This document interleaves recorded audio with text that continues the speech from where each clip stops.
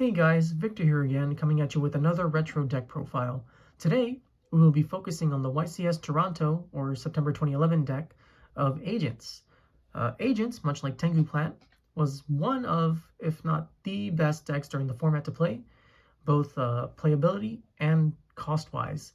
For you see, the Agent deck was incredibly cheap to build, as all you really needed was 3 structure decks and a couple of Krystia promos in order to actually be competitive with it. In fact, this is one of the first structure decks to actually implement this model of only needing 3 to play. So, with that out of the way, let's just jump straight into the profile.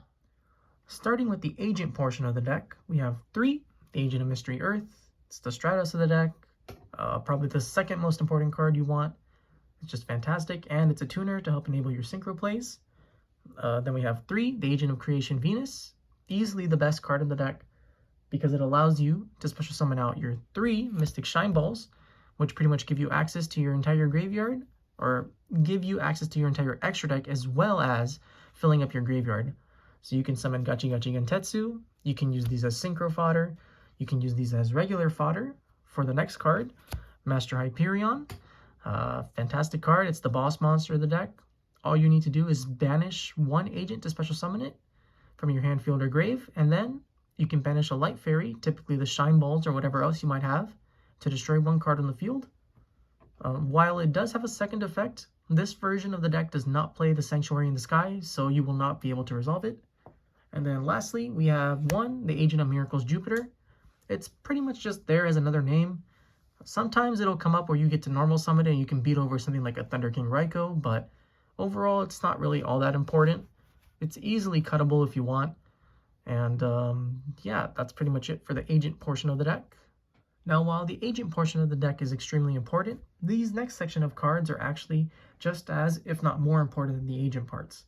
Starting off with the Tour Guide engine, you play 3 Tour Guide and 1 Sangan. This is arguably the best normal summon in the game at this point. You definitely needed to be playing 3 if you could.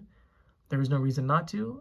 Just it being able to special summon Sangan from the deck to threaten a potential search of a hand trap or an earth, or even if you don't want to do that, you can go into Xyz plays with your Leviair or Leviathan Dragon, and then it's also a dark monster, so it helps feed into your chaos portion of the deck. It's literally just, it's a fantastic engine. If you could play it, you really should have. There's no ifs, ands, or buts about it. And then next, we play 1 Genex Ally Birdman.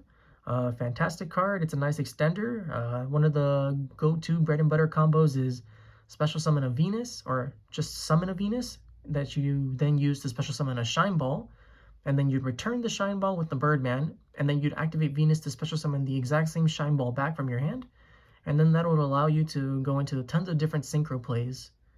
It's a really cool card with a lot of cool utility. And then next, we have 2 Archlord Krystias. One of 3 boss monsters for this deck. It's a fantastic card. If it hits the board, you're typically going to win because it locks your opponent out of special summoning. And even though it locks you out of special summoning, it normally doesn't matter. By this point in the game, you've pretty much exhausted all your opponent's resources, and there's not much they can do to answer it.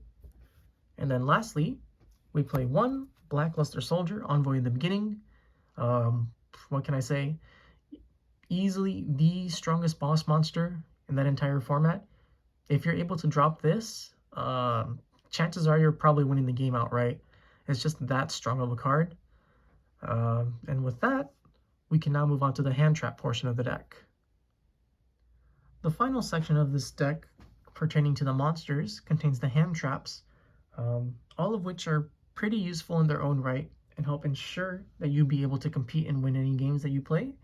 And so starting off, we have 2 Tragoedia. Probably one of my favorite cards in the deck because it allows you to steal an opponent's monster, and then you can also alter Tragoedia's level, which helps ensure that you can make either a synchro play or an Xyz play, pretty much whatever you may need for that situation. And on top of that, it's also a dark to help fuel your chaos engine. Then next, we have 1 Gorz.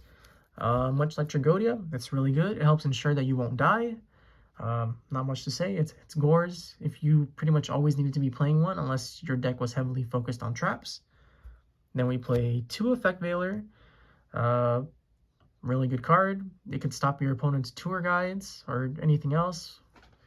that they might need, like a librarian or a formula, you pretty much name it. Its utility was pretty much endless.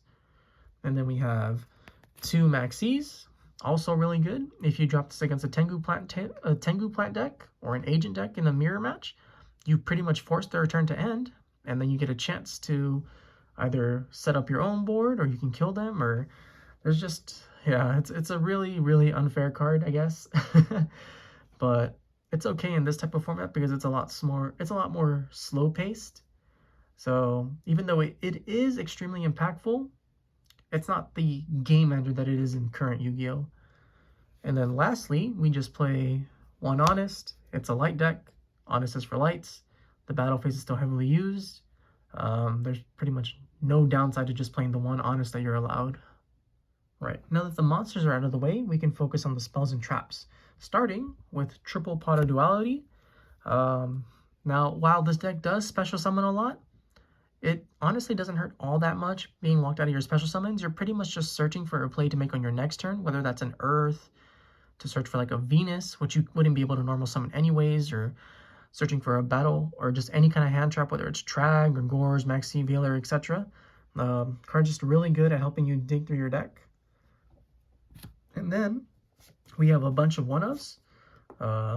We can start with Heavy Storm, good card. Mystical Space Typhoon, good card. Dark Hole, also a good card. Monster Reborn, good card. Book of Moon, good card. And then these last 2 are pretty uncommon, but I really like them. Being the first one being Mind Control. So there's a lot of tuners in this deck, and there's a lot of level 4s or level 3s floating around too. So it pretty much allows you to steal an opponent's monster and then synchro or exceed with it, whichever you please. Really cool card. And then lastly, we have 1 Pot of Avarice. This is to help recycle your Mystic Shine Balls or your hand traps, pretty much anything, and then ensure that you'd be able to make your cards like Venus live again in order to summon like another Gachi or just whatever the situation calls for, really. It's a really, really strong card, and it's pretty much always going to be live because it's really easy to fill up your graveyard thanks to the Shine Balls. And then our final card is 1 Trap Dustshoot. Trap Dustshoot, it's a good card. You look at your opponent's hand and you get to spin back a monster. Free knowledge like this is pretty much always going to be invaluable in the game of Yu-Gi-Oh! And like, sure, it's a 1-of and a sack card, but it's okay. The card's pretty much always going to be good no matter what, unless your opponent has less than 4 cards, but by that point, you're either already winning or you're losing. With the main deck out of the way, we can now finally move into the extra deck, starting with 1 Formula Synchron. It's a little difficult to make this, but with a Veiler and a Mind Control or a Tragoedia, it is definitely possible. Then we play 1 Armory Arm, probably the best level 4 synchro at this point.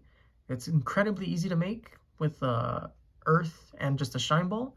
And if you combine this with the BLS, chances are your opponent's dying that turn 100%. Then we play 1 TG Hyper Librarian, the best level 5 synchro monster at the game at that point. Just a free draw every time someone synchro summons, whether that's you or your opponent. Then we play 1 LA Justice Catastor, pretty important for the mirror match, or just important to eliminate any monster that's not dark that you're struggling to get over. And then 1 Brionac, level 6, good card. Helps discard to fill up your graveyard while bouncing your opponent's monsters. Then we have 1 Ancient Fairy Dragon, just a good generic 3000 wall of a level 7. It's probably one of the least summoned cards in the deck, to be honest, but it's always nice to have. And then you have Black Rose Dragon for whenever you need to reset the game. 1 Scrap Dragon, good level 8, helps destroy your opponent's cards. And we also have 1 Stardust Dragon, pretty much played in every single deck at this point in the game. It's really good, being able to stop 1 destruction a turn. It's always really solid during this format. And then for our final synchro, we play 1 Trish. If Trish comes down, you're probably in a really good position to win the game. And then we can move on to the Xyz, starting with Steel Swarm Roach. Probably one of the harder ones to summon in this deck, if I'm being honest, since you don't play many level 4s. But the situations do come up at times where like you're able to normal a let's say like an Honest, and then you have like a Mind Control or a Trag to take. They're pretty niche, but they do come up.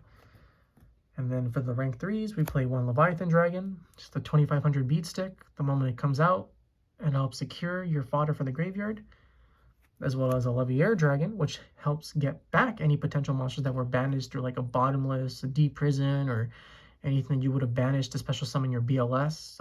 Just a really, really good card. And then lastly, we play 2 Gachi Gachi Gentetsus.